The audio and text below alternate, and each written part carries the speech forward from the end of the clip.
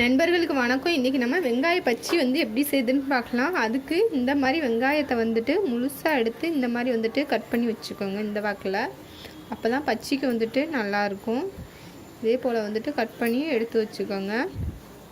நான் பார்த்திங்கன்னா ஒரு வெங்காயத்தை தான் வச்சு தான் உங்களுக்கு செய்து காமிக்க போகிறேன்.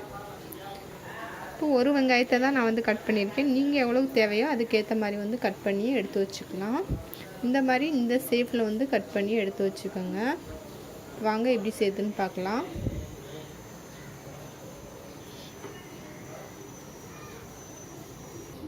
பாருங்கள், ஒரு 50 கிராம் இருக்கும் கடலை மாவு எடுத்திருக்கேன். இப்போ இது கூட கொஞ்சம் போல் அரை ஸ்பூன் கிட்ட இஞ்சி பூண்டு பேஸ்ட் சேர்த்துக்கோங்க. பச்சைக்கு இஞ்சி பூண்டு சேர்த்துன்னு நல்லாயிருக்கும். கொஞ்சம் போல் மிளகுத்தூள் சேர்த்துக்கிறேன். இது ஆப்ஷனல் தான், ரொம்ப அதிகமாக சேர்க்க வேண்டாம். காரத்துக்கு வீட்டில் அரைச்ச குழம்பு மிளகாத்தூள் ஒரு ஸ்பூன் கிட்ட சேர்த்துக்கிறேன். இப்போ தேவையான அளவு உப்பு சேர்த்துக்கலாம்.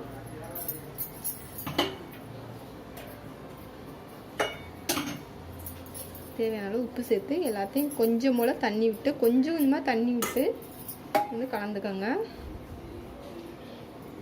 அப்போ தான் அளவு உங்களுக்கு தெரியும். ஃபுல்லாக நிறைய தண்ணி விட்டுறாதீங்க. இந்த மாதிரி கொஞ்சம் கொஞ்சமாக தண்ணி விட்டு கலந்துக்கலாம். அப்படியே தண்ணி அதிகமாக போயிடுச்சுன்னா உங்களுக்கு இன்னும் கொஞ்சம் மாவு போட்டிங்கன்னா சரியாக வந்துடும். நான் கலந்துட்டு காமிக்கிறேன்.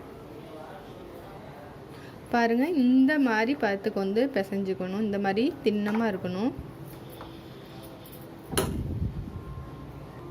இப்போ ஒரு கடாயில் எண்ணெயை சூடு பண்ணிக்கலாம். வெங்காய பச்சி எப்படி சேர்த்தான்னு பார்க்கலாம். இந்த வெங்காயத்தை அப்படியே ஃபுல்லாக மூழ்கி எடுத்துருங்க. இதில்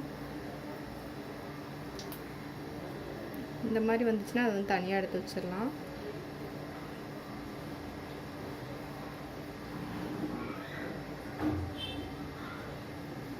இந்த மாதிரி எடுத்துட்டு போட்டுக்கோங்க எண்ணெயில்.